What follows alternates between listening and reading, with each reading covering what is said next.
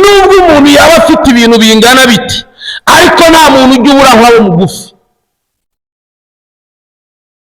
Umuntu ashobora kugira urugo rwiza, umuntu ashobora kugira umugore w'igikara cyiza, umuntu ashobora kugira umugore w'insobe mwiza, umuntu ashobora kugira abana beza, umuntu ashobora kugira umugabo wateruye ufite amatuza, umuntu ashobora kugira umugabo mwiza muremure, cyangwa se ubugufi bwe bukaba ari bwiza, yarabimukundiye.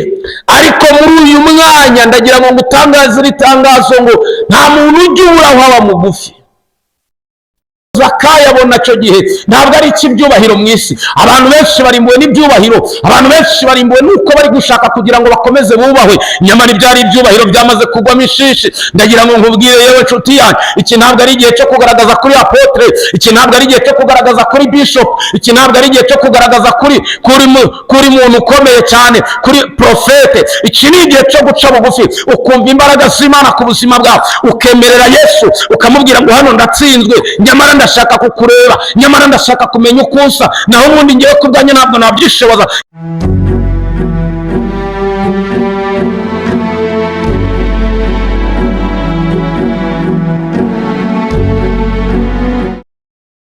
Twongeye kubasuhuza mu izina rya Yesu Kristo. Amahoro y'Imana n'ubuntu bwa Mwuka Wera bikomeze biganze. Uyu ni umwanya Imana iduhaye, ni umwanya Imana yemeye ko tuganira ku ijambo ryayo.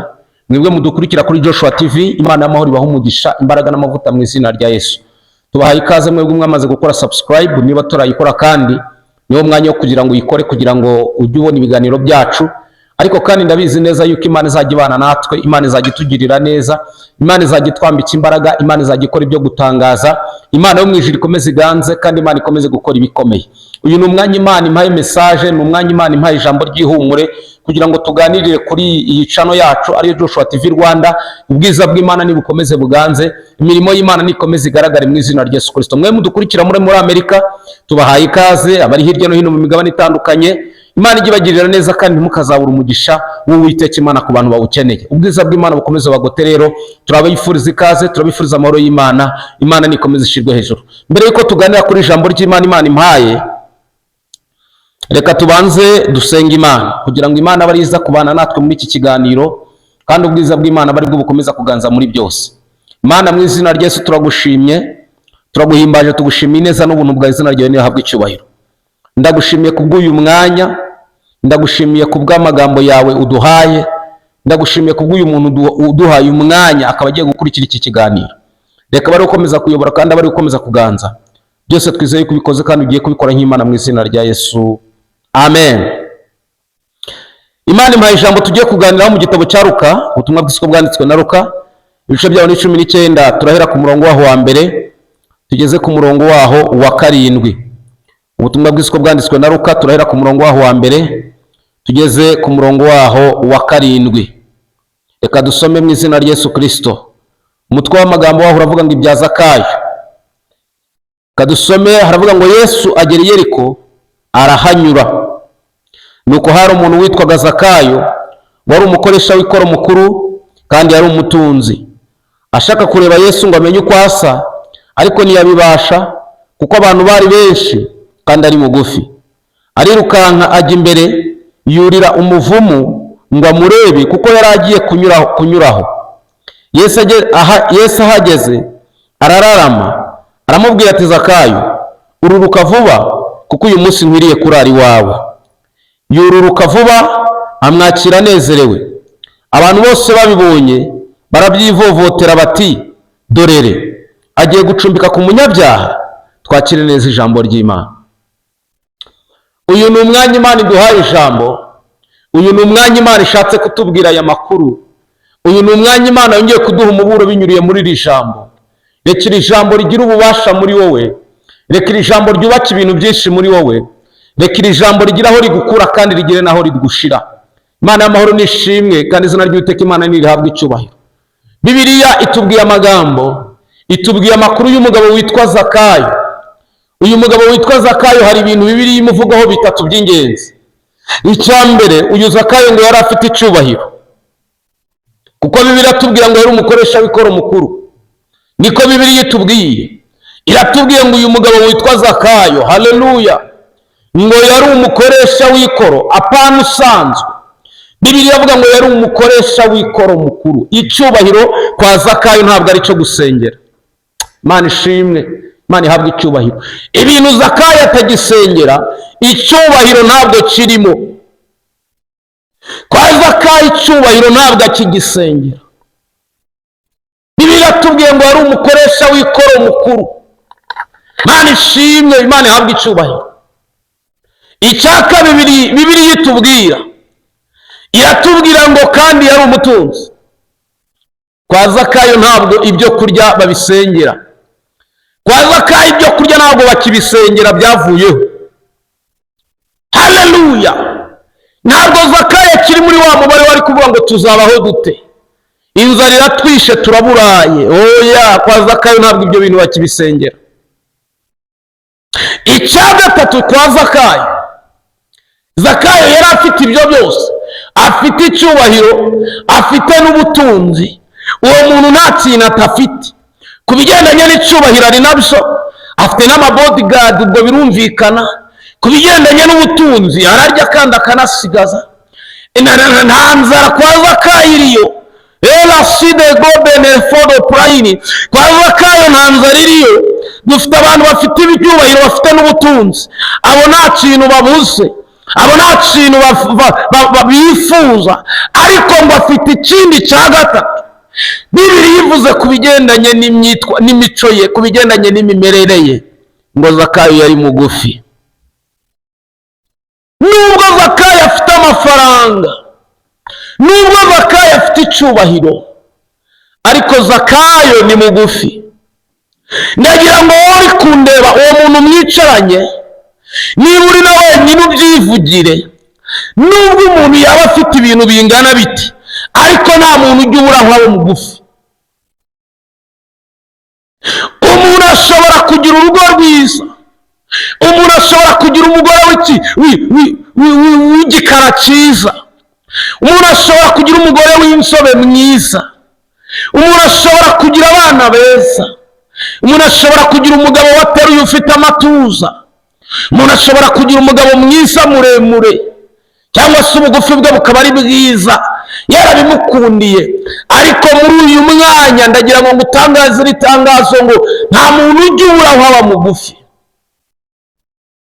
Kandi igihe kiragera ahubwo bugufi buri ukagongana n'ibyabwo, ukagongana n'aho ubwo bugufi bukubuza umugisha, ukagongana n'aho umuntu muremure muhura akakubwira ngo buretse, ugahura n'umuntu ufite uburebure aho we ubereye mugufi akakubwira ngo nubwo uri umukire, nubwo uri insobe, nubwo uri igikara, nubwo ureba neza, nubwo uvuga ijwi ryiza, ariko aho uri mugufi. Niyo mpamvu tujya tubona tukabona abantu benshi ni beza, ni barebare, bafite amazuru meza, bajya muri salo gatatu mu munsi, ariko ugasanga nibo divorce ziri kunuka iwabo, nta kindi kibitera.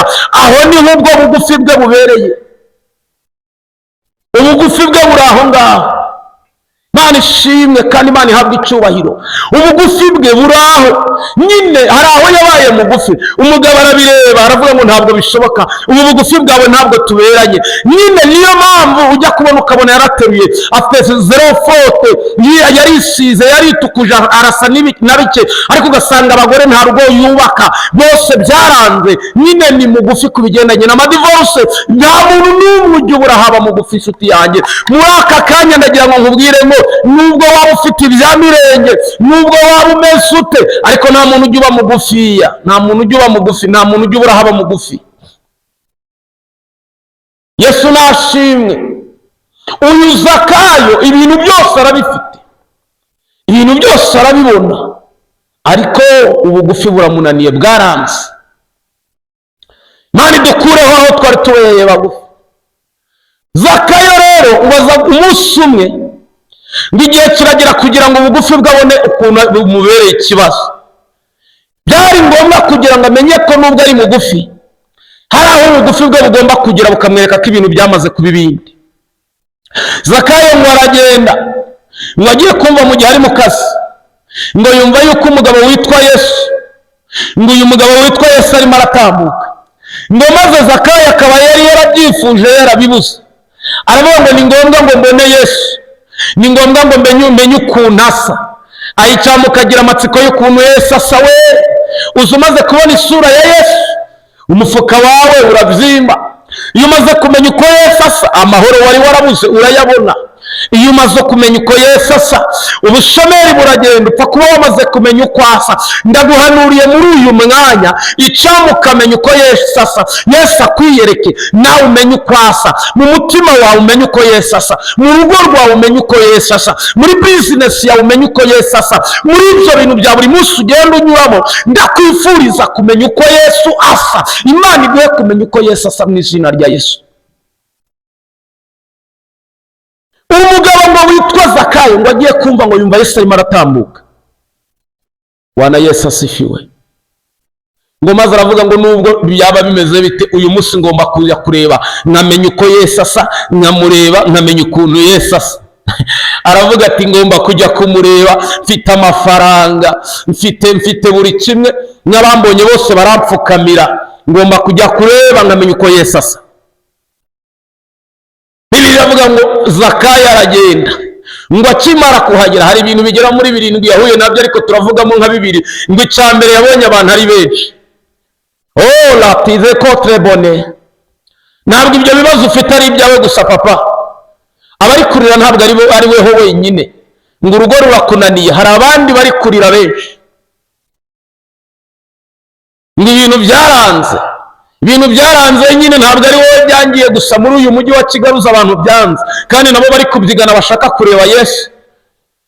Ngo ntabwo nzasubira gusenga, ngo kubona ibi bintu bimbaho kandi niyiriza ubusa. Ntabwo ari wowe gusa, abantu bari kubyiganira kuri Yesu ni benshi. Ushobora no kwitwaza ngo ufite ofisi ukoramo nziza, cyangwa ngo ufite akazi keza. Wapi, abantu benshi bakeneye kubona Yesu ni benshi.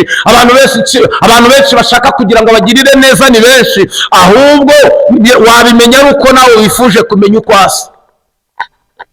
Imana idufashe kandi tugirire neza. Mugabo ngo witwa Zakayo, Bibiliya ivuga ngo aragenda, ngo ahageze akigera kuri tere, icyambere yabonye abantu ari benshi. Ngo amare kubona ari benshi, ngo abona ni ikibazo. Abona nta n'umuntu n'umwe uri kumenya agaciro ke. Abona nta n'umuntu n'umwe uri kumenya ko ari umukoresha w'ikoro mukuru. Abona nta n'umuntu uri kumenya ko ari wa wundi wari ufite ababodyguard.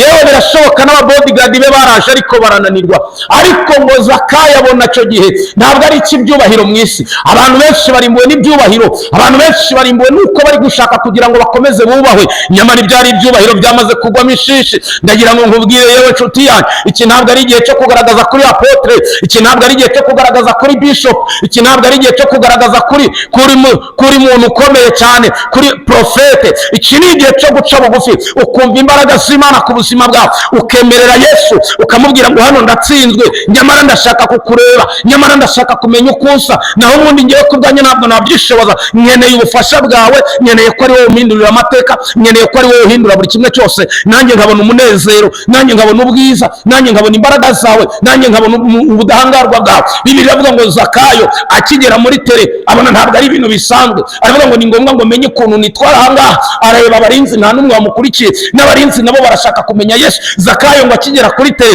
abakubitanya n'inzitizi, ngo akubitana n'abantu barebare. Yahuye n'abantu benshi, cya kabiri akubitana n'abarebare.